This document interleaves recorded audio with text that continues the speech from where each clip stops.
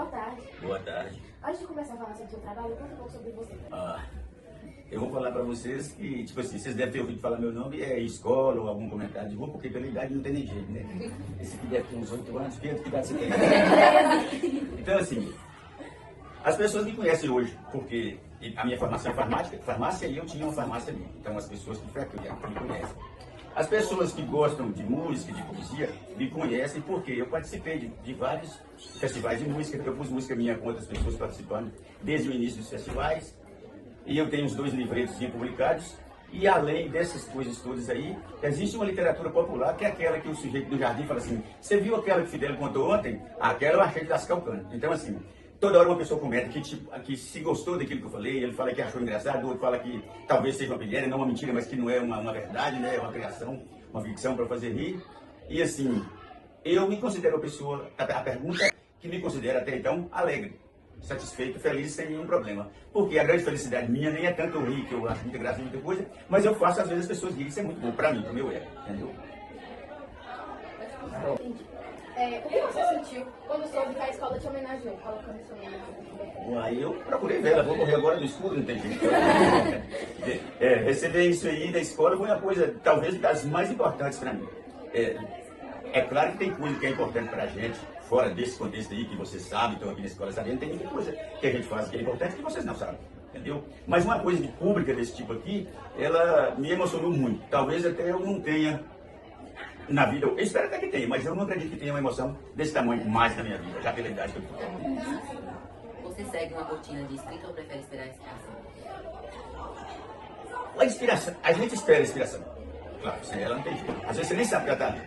Mas assim, não é preciso de muita coisa para você observar, para você perceber que era preciso escrever tudo. Eu vou fazer uma dinâmica pequena só para mostrar para vocês. Eu não sei se vocês já ouviram falar de um pássaro que gosta de marcar seu território na beira do rio. Faz uma casinha redonda, tem uma João de Barro. Você já ouviu falar? Já. João de Barro. Então, vamos fazer uma coisa sobre o João de Barro. O João de Barro, a história construiu uma coisa sobre ele muito interessante. Às vezes você acha aquela casinha fechada. Aí alguém perguntou para alguém por que as casas estão abertas e estão fechadas. Não, aquela está fechada porque a esposa dele traiu. E ele, com vingança, pôs lá dentro e tapou para morrer lá. Quando você conta isso, aparece alguém que está no meio e fala assim: é verdade, já sei os ossos dela, quebrei um e achei os ossinhos dela. Tá. Para a gente saber que o osso é de uma pessoa, o que faz no laboratório? Um exame de DNA. Ele já está dizendo que sabe que é o osso dela. E se for do cara que traiu? E se for do rival que está lá? Então essa certeza não tem. Mas tem mais coisa do João de Barro, porque essa vocês, muita gente conhece, sabe o que é. A fêmea do João de Barro vai no tronco mais alto que tem no seu território, que é um pedacinho do amigo deles, e roda o bico aberto 3 vezes, rodando. Para quê? Para saber de que lado virá o vento do inverno, para então fazer o ninho, ou contrário, para que os filhos não morram de frio no inverno. Ninguém sabia disso, porque a notícia ruim anda. A dele matar o rival ou a esposa, anda. E essa da bondade que ela faz, não anda. Então isso não é um fato interessante para a pessoa. Não precisava ter inspiração para responder a pergunta aqui. Não precisava ter inspiração para escrever isso. É um fato extraordinário. Existem outros fatos importantes que tem que a gente dar atenção. Vocês estudam português e português não é uma coisa muito fácil. É a língua talvez das mais difíceis. Nem o japonês talvez não seja tão difícil. Mas em um tempo de guerra, os homens que tinham dinheiro, eu falo tinham, assim, querendo rir, porque não é isso não. Até hoje as pessoas que têm dinheiro, eles querem um domínio muito grande do mundo. E tem muita gente que consegue dominar. Mas tinha uma guerra e quem dava o parecer era o rei. Mas tinha um sábio. Naquele tempo tinha um sábio que respondia todas as perguntas se tivesse dúvida. E o rei mandou convocar o filho de um cidadão que era rico. Ele pegou e pagou uma consulta com o sábio, para o sábio dizer se o filho dele vai para a guerra e volta vencedor, porque aí ele deixa, porque ele vai voltar um herói, condecorado. Mas se for morrer na guerra, eu não deixo, então vou perguntar ao sábio. O sábio não respondeu falando, escreveu as palavras: irás, voltarás, jamais morrerás na guerra. Ele mandou o filho dele para a guerra e o filho dele morreu no primeiro combate. Foi lá xingar o sábio que errou na previsão. O sábio disse: o que eu mandei para você de mensagem? Ele falou assim: você escreveu, irás e voltarás, jamais morrerás na guerra. Ele disse: eu não escrevi isso. Eu falei: irás, voltarás jamais, morrerás na guerra. Então veja que coisa interessante que levou a coisa. E pouca gente sabe disso, pouca gente leu isso. Tem livros que são escritos e eles ficam no estudo de livro. Estou falando assim para dar esse exemplo aqui, para dizer assim, o que leva a pessoa a escrever. Esse fato aconteceu, como o fato do João de Barra público, como algumas histórias que eu contei também são coisas que aconteceram, mas eu tenho mais sorte porque as pessoas sabem disso. E a minha semelhança com um escritor grande, eu vou falar para vocês qual que é. Quando Machado de Assis começou a escrever, ele escreveu o quê? O primeiro. Eu também escrevi, comecei pelo primeiro. Quem é que começa pelo último? Então a única semelhança com um grande escritor é que eu começo também, que eu não devia começar. Mas o resto é muito diferente. Mas enfim, o assunto, a inspiração e o interesse pelo caso, modelar o texto. Isso é o que faz escrever. Certo? Há elementos autobiográficos ou referências pessoais escondidas nas histórias? Deixa eu falar, para eu dizer com certeza que há referências bibliográficas escondidas, não é muito difícil de duvidar, não, porque a gente já viu um vereador trabalhar um projeto, né? Isso é o que é o político, mas a política é um retrato da vida, né? Da vida social.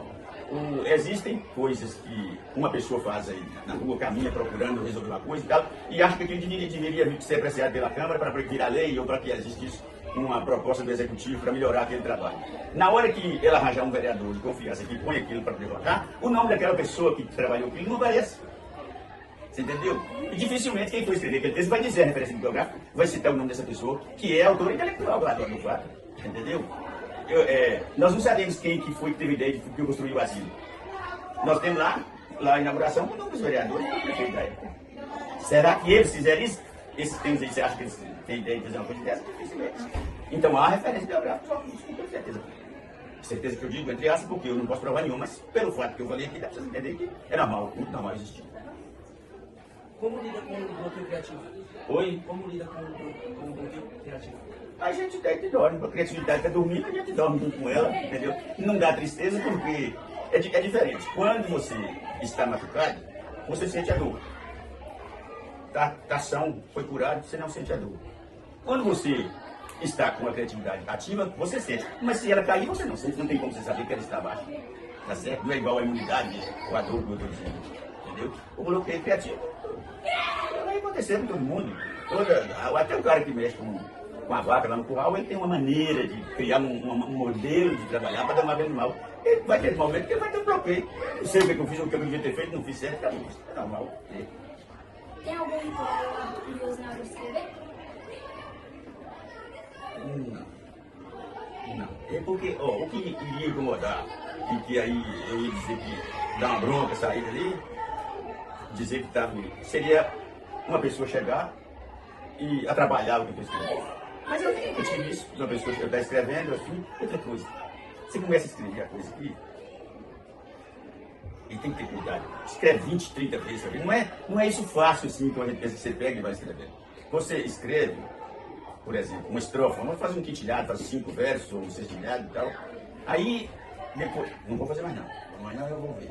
Eu posso até abandonar aquele assunto, não vou fazer mais, ou posso mudar um verso ali para melhorar o gosto, o entendimento. Posso deixar como está e seguir nos outros.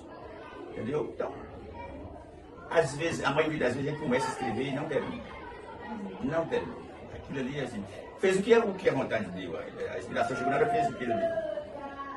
Aí você procura a história, a poesia, o meu gosto de poesia ou de qualquer texto início, meio e fim. Eu conheci muitos contadores de causos, de piada, que a piada dele não morre. Ele conta e você não tem gente que conta, você já está rindo, você termina de contar, você ali já matou. Mas tem gente que conta e fala piada que zero, ninguém entendeu, ninguém fez nada, entendeu?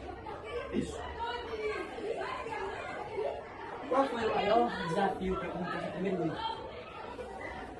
Olha, o desafio não era eu perguntar a pessoas, pedir opinião, discordar, não. O desafio era meu mesmo. O desafio era meu mesmo. A pergunta que eu fazia, quando eu pensava em publicar, na verdade, eu tenho um documento. A gente chama de livro, é um livreto, ele é um livro pequeno. Mas se você fizer um documento aqui agora, nós fizemos um documento aqui, tem uma escritura que tem 20 páginas. Tem um contrato social que tem 50 páginas. Mas se nós fizermos uma página aqui de um contrato e todos nós assinarmos, é um documento independente do tamanho dele. Então, não deixa de ser um livro, porque isso que eu faço é um documento. Amanhã, muita gente vai perguntar. Ouvi falar desse moço e tal, ele não tem nada dele para ver. Aí já vai deixar. Porque, como diz o outro, eu tinha muita vontade de saber, certeza, se a gente morre e vai para outra vida mesmo, né? Para saber se é verdade. Se for, tem muita gente que eu fiquei devendo morrer, eu não quero, porque ele vai me cobrar lá. Entendeu? Mas assim, é isso aí. Qual foi o momento ou experiência que mais te motivou a escrever pela primeira vez? Ó, é uma outra dinâmica. Eu já vou fazer 69 anos. Então, presta atenção. Um sujeito chegou contando que chegou mancando. Cara, o que foi isso, rapaz? Eu estava sentado na cadeira e daqui a pouco eu vi o cachorro correndo atrás da galinha. Aí eu fui correr atrás para tirar o cachorro da galinha. Tomei uma queda, mas o cara falou, quantos anos você tem? Ele falou, 60. Ele falou, então você não entendeu essa idade de 60 ainda? Ele falou, por quê? Quando o cachorro correr atrás da galinha, manda o menino correr lá para separar a briga e eu 60. 60. Isso não é daquela idade que ele vai, você está entendendo? Então, só relembrando para eu responder. A dinâmica que passou. Qual o momento ou experiência que mais te motivou a escrever Pois pela primeira vez? Então, isso aí seria um momento aí para poder escrever uma coisa assim. Mas eu não tive assim, um momento assim para eu lembrar. Eu falei no 60 para dizer que isso é muito antigo, não dá jeito de eu ter condições de lembrar. Mas assim, eu perdi parentes que eu gostava, né? E no primeiro momento, não, mas lembrando daquilo, aí me inspirou a escrever um caos grande, que chama Cruz da Estrada. A gente já teve na adolescência a namoradinha também. E ela também apaixona, e ele também apaixona. Eu tive todas essas coisas que vocês tiveram, eu tenho, eu vou ter. Então, diz, muita coisa inspira. Muita coisa inspira. Um temporal, contemplar um rio, né? Ouvir um senhor mais experiente contar uma história. E se a pessoa tivesse a vontade de escrever e for para ele seguir aquilo mesmo, vários fatos vão dar inspiração. E é muito difícil lembrar. O primeiro é muito difícil lembrar. Certo? São vários. Então não dá para dizer o primeiro que me inspirou. Existe algum acontecimento da sua vida que influenciou diretamente o que você escreve? Na verdade, esses escritores são mais observados pelo lado da graça, pelo lado do engraçado. É uma literatura, sim, mas é mais pelo lado da graça. Então, a minha vontade de escrever era não perder esses casos que o povo contou. Tem casos que é antigo demais da conta. Eu falei umas coisas para vocês aqui do sábio. Isso é muito antigo. Se Deus fez o mundo e já fez o João de Barro, ele sai do tempo da criação do mundo. Entendeu? E o João de Barro não inspirou ninguém para escrever isso, uma pessoa só. Não tem gente que escreve, tem mil e tantas poesias sobre o João de Barro, sobre o passarinho, sobre. Tem um poeta que morreu recente, pouco observado, mineiro, de Uberaba, Décio Marques. Eu lembro de um trecho de uma poesia dele que ele fala assim. Quem cala não consente. As flores sabem mais. São os segredos verdadeiros. O que ele quer dizer com isso? Muita gente fala que a pessoa cala, quem cala consente. E isso não é a expressão da verdade. Você cala porque às vezes você não viu na pessoa uma capacidade intelectual de entender aquilo que você fala. Quando parar, você não vai chegar ninguém sua terra com dele. Então, vamos falar de quem cala não consente. Se formos, só para interpretar o pedaço da poesia dele, se formos ao jardim e encontrarmos uma flor e falarmos para ela, em voz alta, que ela é feia, descuidada, mal cheirosa, ela se cala, não fala nada. Quer dizer então que ela consentiu, que ela também. Então quem cala não consente. Não é verdade? Qual a poesia que você mais gosta de escrever? Olha, eu gosto de várias. Você está querendo falar de poesia minha? Não, de poesia. Sua e também. A que inspirou a você fazer algo? A gente pega muito trecho. A gente, quando era menino, gostava muito de brincar de vagalume. Esses dias eu me reportagem que o vagalume tem extinção. Ele dizia assim, uma estrofe assim, perguntando à noite, perto do vagalume, quem és tu, pobre vivente, que andas triste e mesquinho, trazendo os raios da estrela nas asas do passarinho. Eu acho isso bastante bonito, mas tem outras. Erasmo Carlos gravou uma música certa-feira, e ela tem um recado extraordinário. Vocês podem notar que quando um menino faz uma coisa, que essa coisa é muito interessante, dizem que ele é sábio, ele sabe de tudo. Depois quando ele fala uma coisa que a mãe na Grécia não sabe nada, não, entendeu? A mesma mãe fala que sabe tudo. Então, o Erasmo Carlos falou no trecho assim, Antigamente, quando eu me excedia ou fazia alguma coisa errada, naturalmente a mãe dizia: ele é uma criança e não sabe nada. Quer dizer, eu fiz uma coisa errada, ela disse que eu sou uma criança e não sabe nada. Hoje, com meus problemas, eu rezo muito, mas eu não me lembro. Sempre me falam, quando eu fico sério, ele é um homem inteligente. Dependendo do que eu falar, vai me dar esse título aí. Eu fiz a coisa que não era boa, ele é uma criança, não sabe nada. Agora, se fizer uma coisa que é bonita, eu falo: eu não sei nada. Vai dizer que eu não entendo tudo. Entendeu? É isso aí. A poesia que eu mais gosto desse caso, dessa aqui é uma delas. Agora, minha tem eu sofro muito com a decadência dos rios e das florestas. Isso tudo acabou e nós vamos acabar, o mundo vai acabar em função desses cuidos, né? Não é verdade que você possa jogar tanta coisa no rio que ele não vai morrer, não é verdade que você queima tanto e essa fumaça não vai praticar a camada de ozônio, isso não é verdade. Não há ninguém, nenhum animal irracional que te obedece toda hora, não aguenta tanta pancada, na hora te dá um coice, te dá uma pancada, te trai em algum lugar, porque, então, assim,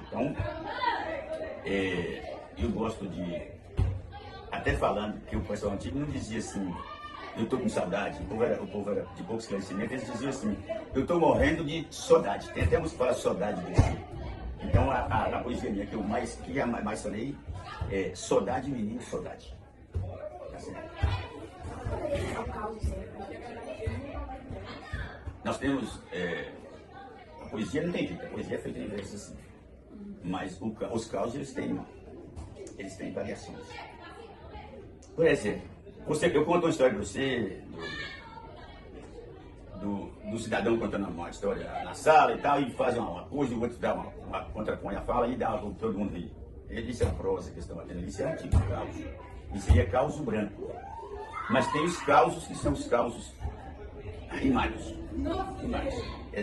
Pouca gente sabe, mas esses causos rimados, por exemplo, o outro que é causo branco, é mais tranquilo de falar, mas os causos rimados têm uma regra. Ninguém pode proibir a pessoa de expressar a poesia que ele tem dentro dele, exigindo que ele tenha uma regra.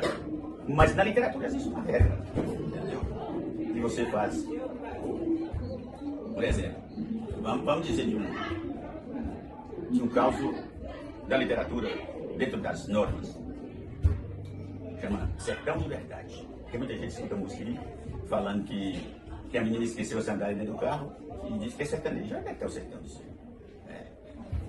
O cabelo dela é muito bonito, o olho dela brilha quando me vê. Não tem sertão disso. Que é bonito dizer isso, claro. E cantar às vezes também, claro. Mas não é sertanejo. Então eu estou brigando em cima contra esse sertanejo, e eu fiz isso num tempo já, Sertão de Verdade. Eu vou dizer para vocês: sertão de verdade para mim é esse que eu vou aqui agora lhes contar. Não sabe o que é beleza, quem nunca teve por lá e nunca debruçou na janela para ver uma noite passada. Lá dá de madrugada, velho sereno, uma passarada toda acordando. É cada canto bonito da janela escutando, um canta lá, outro responde, que parece que estão conversando.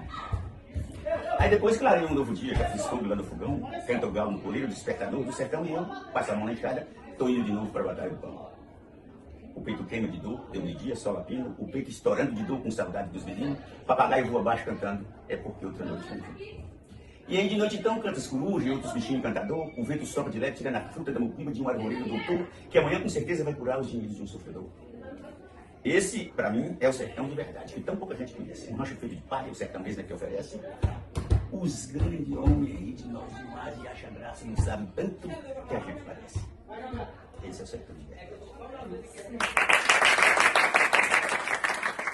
Muito obrigada pela oportunidade de a gente ter feito essas perguntas para você, que você está ajudando a gente. Tá, eu que agradeço, fico muito com 18, eternamente lisonjeado. Então, estudantes, porque se chama para ir fazer quando o cara me chama para contar umas histórias lá, traçando para isso é outra coisa. Mas falar para os estudantes é importante, porque um dia vai lembrar. Eu tenho certeza que um de vocês vai lembrar de alguma coisa. Quando falar, pode lembrar do que eu falei. Vocês estão jovens, a memória está boa. Eu agradeço então demais pela oportunidade.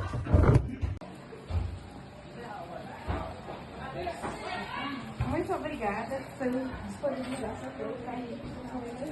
Eu que agradeço. Muito obrigado.